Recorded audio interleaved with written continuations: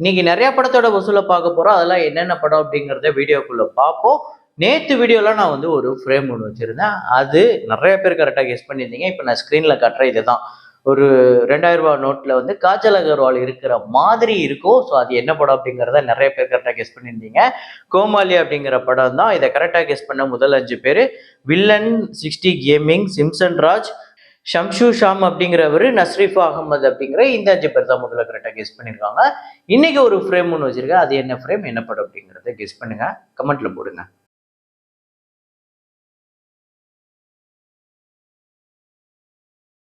உங்க வீட்டில் ஏதாவது இன்டீரியர் ஒர்க் பண்ணணும் அப்படின்னா, இல்லை கடை இல்லை கம்பெனி எதுவாக இருந்தாலுமே பெஸ்ட்டாக பண்ணி கொடுப்பாங்க. பெஸ்ட் ப்ரைஸில் பெஸ்ட் குவாலிட்டியில் சென்னை சா இன்டீரியர்ஸ் அப்படிங்கிறவங்க அலுமினியம், பிவிசி, யூபிவிசி, வுட்டு எல்லா ஒர்க்குமே பண்ணுறாங்க.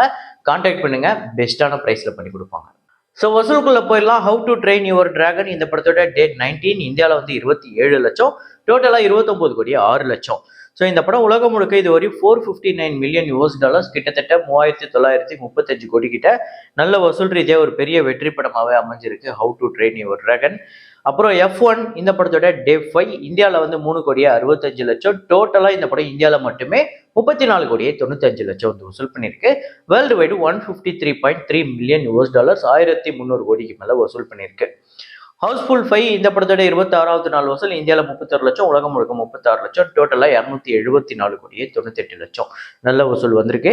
அப்புறம் கஜோல் அவர்களோட திரைப்படம் டே 5 இந்தியாவில் வந்து 3 கோடியே 23 லட்சம், உலகம் முழுக்க 3 கோடியே 55 லட்சம், 27 கோடியே 43 லட்சம் இந்தியாலையும், உலகம் முழுக்க 31 கோடியே 50 லட்சம் இந்த படம் வசூல் பண்ணியிருக்கு.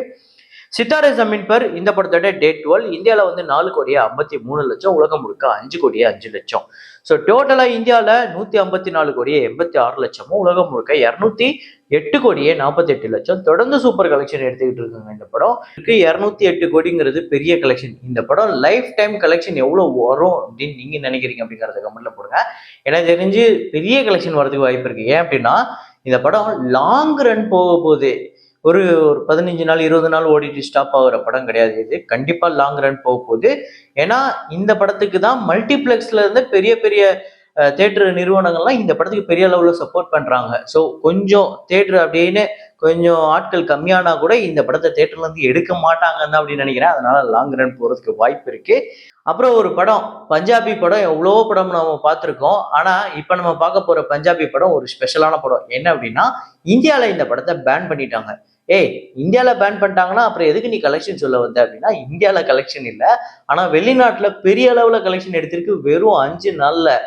அதுவும் பாகிஸ்தான்ல இவ்வளோ கோடியா அப்படின்னு கேட்கிற அளவுக்கு பாகிஸ்தான்ல ஆக்சுவலா அது என்ன படம் அப்படின்னு பாத்தீங்கன்னா சர்தார்ஜி 3. ஸோ எவ்வளோ வசூல் அப்படின்னு பார்த்தீங்கன்னா யுஎஸ்ஏல $300K, 2 கோடியே 60 லட்சம் கிட்ட வருதுங்க இந்தியன் கரன்சிக்கு. கனடால 750K அடிச்சு துவம்சம் பண்ணிடுச்சு. வழக்கமாக நார்த் அமெரிக்காவில் பஞ்சாபி ஃபிலிம் பெரிய அளவில் கலெக்ட் பண்ணும். இதை 5 நாளில் பெரிய கலெக்ஷன் 6 கோடியே 51 லட்சம். ஸோ யூகேல வந்து 315K பவுண்ட்ஸு 3 கோடியே 66 லட்சம். கல்ஃப் கண்ட்ரீஸ்ல 350K, 3 கோடியே 4 லட்சம். ஆஸ்திரேலியாவில் ஆஸ்திரேலியன் டாலர்ஸ் 650K வந்து கலெக்ட் பண்ணியிருக்கு 3 கோடியே 61 லட்சம். பாகிஸ்தான்ல 15 கோடியே 86 லட்சம் பாகிஸ்தான் கரன்சி கலெக்ட் பண்ணியிருக்கு. நம்ம ஊரு காசுக்கு 4 கோடியே 76 லட்சம். இது இல்லாமல் ரெஸ்ட் ஆஃப் வேர்ல்டில் ஒரு 350K, 3 கோடியே 4 லட்சம். ஸோ ஓவர்சீஸில் மட்டுமே இந்த படம் $2.87 மில்லியன், 24 கோடியே 60 லட்சம் வந்து கலெக்ட் பண்ணியிருக்கு. ஸோ பஞ்சாபி ஃபிலிம் இப்படிப்பட்ட ஒரு வசூல் வெறும் ஓவர்சீஸில் மட்டுமே கலெக்ட் பண்ணி ஓவர்சீஸில் இந்த படம் வெறும் 5 நாளில் ஹிட்டும் அடிச்சிருக்கு, பெரிய ஹிட்டும் அடிச்சிருக்கு. ஸோ இந்தியாவில் ரிலீஸ் பண்ணியிருந்தா பெரிய கலெக்ஷன் எடுத்திருக்கோம். இது ஏதோ சில பல காரணங்களுக்காக இந்தியாவில் இந்த படத்தை பேன் பண்ணிட்டாங்க. அப்புறம் ரொம்ப நாளா நம்ம கிட்ட வந்து 2 ஹிந்தி படம் கேட்டுட்டு இருந்தாங்க. ஒன்று வந்து மாம், ஸ்ரீதேவி அவர்களோட கடைசி திரைப்படமான மாம். அப்புறம் ராவன், ஷாருக் கான் அவர்களோட இந்த 2 படத்தோட வெர்டிக்ட் கேட்டிருந்தாங்க. ஸோ மாம் 2017ஆம் ஆண்டு இந்த படம் இந்தியாவில் 52 கோடியே 85 லட்சம். ஆனால் இந்த படம் சைனாவில் பெரிய அளவில் கலெக்ஷன் பண்ணியிருக்கு 113 கோடியே 50 லட்சம். ஸோ வேர்ல்டு வைடு இந்த படம் 174 கோடியே 50 லட்சம் வந்து வசூல் பண்ணியிருக்கு. 35 கோடி பட்ஜெட் வசூல் ரீதியா வெற்றி. ஸோ இப்போ நான் இந்த வெற்றி அப்படிங்கிறது ஷேர் வந்து இந்த சைனா கலெக்ஷன் இல்லாத ஷேரை வச்சுதான் இதை வெற்றின்னு சொல்றேன். அந்த சைனாவோட கலெக்ஷன் ஷேர் வந்து நம்மளுக்கு அதோட அந்த டேர்ம்ஸ் அண்ட் கண்டிஷன் நம்மளுக்கு தெரியாது. ஸோ அது நான் சேர்க்கல.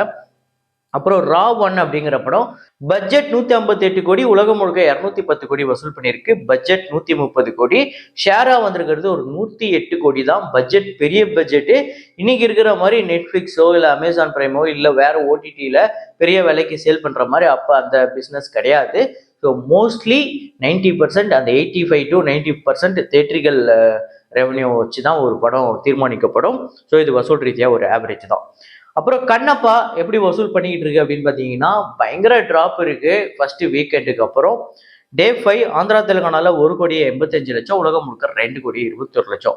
டோட்டலா 26,14,00,000 ஆந்திரா தெலுங்கானாலையும் 42,60,00,000 இந்த படம் வந்து வசூல் பண்ணியிருக்கு.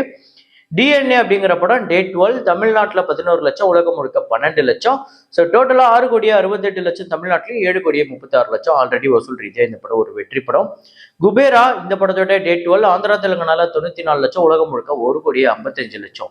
ஸோ டோட்டலாக 63,45,00,000 ஆந்திரா தெலுங்கானாலையும் 128,43,00,000 உலகம் முழுக்க வசூல் பண்ணியிருக்கு. இந்த படம் தமிழ்நாடு தவிர மற்ற எல்லா இடத்துலையுமே ப்ராஃபிட் எடுத்து தமிழ்நாட்டில் மட்டும் ஒரு ஃப்ளாப் அப்படிங்கிற ஒரு வெர்டிக்ட் எடுத்திருக்கு. ஸோ லவ் மேரேஜ் இந்த படத்தோட டே 5 தமிழ்நாட்டில் 9,00,000, உலகம் முழுக்க 10,00,000, 1,29,00,000 தமிழ்நாட்டிலையும், உலகம் முழுக்க 1,43,00,000. அதாவது இந்த படம் 8 கோடி பட்ஜெட்டு, படமும் நல்லா இருக்கு, எல்லாராலையும் பாராட்டப்படுது. ஆனால் வசூல் மட்டும் வரல. அது ஏன்னே தெரில. அதுக்கு ரீசன் என்ன அப்படிங்கிறத நீங்கள் சொல்லுங்க. அப்புறம் மார்கன் படம் தொடர்ந்து சூப்பர் கலெக்ஷன் எடுத்துக்கிட்டு இருக்கு. நேற்று 5வது நாளுமே அப்படிப்பட்ட ஒரு கலெக்ஷன் தான். தமிழ்நாட்டில் 56,00,000, வேர்ல்டு வைடு 88,00,000. டோட்டலா 4,28,00,000 தமிழ்நாட்டிலையும், 6,67,00,000 உலகம் முழுக்க வசூல் பண்ணியிருக்கு. இந்த படத்தோட பட்ஜெட் 12 கோடி. ஸோ விஜய் ஆண்டனி அவர்களோட மார்கன் திரைப்படம் ஒரு பயங்கர வரவேற்பு பெற்றிருக்கு. முக்கியமா இந்த படத்தோட ட்ரெய்லர் கட்டே நல்லா இருந்தது. ரெண்டாவது அந்த ஃபர்ஸ்ட் 6 மினிட்ஸ்னு விட்டது எல்லாரையும் படம் பார்க்க பயங்கரமா தூண்டுச்சு அப்படின்னு நான் சொல்லுவேன். இப்போ ரீசெண்டா கூட ஒரு ஸ்னீக் பீக் இதை பார்த்ததுக்கு அப்புறம் கூட நிறைய பேருக்கு படம் பார்க்கறதுக்கு பயங்கர ஆர்வத்தை தூண்டுது. ஆக்சுவலா ரீசெண்ட் டைம்ல நம்ம வேற ஏதாவது படத்துக்கு பார்க்கறத விட மார்கனுக்கு அந்த ஸ்னீக் பீக்கோ ட்ரெய்லர் கட்டோ இல்லை அந்த ஃபர்ஸ்ட் 6 மினிட்ஸ் இது எல்லாமே படத்துக்கு மக்களை தேட்டருக்கு வர வைக்கிறதுக்கு பெரிய அளவுல யூஸ் ஆயிருக்கு. அதே நேரத்துல இந்த படம் தமிழ்ல மட்டும் இல்ல தெலுங்குலையுமே நல்ல கலெக்ஷன் எடுத்துக்கிட்டு இருக்கு. தெலுங்குல ஆல்ரெடி இந்த படம் 100% ரெக்கவரி எடுத்து பிரேக் ஒன்றும் பண்ணிடுச்சு.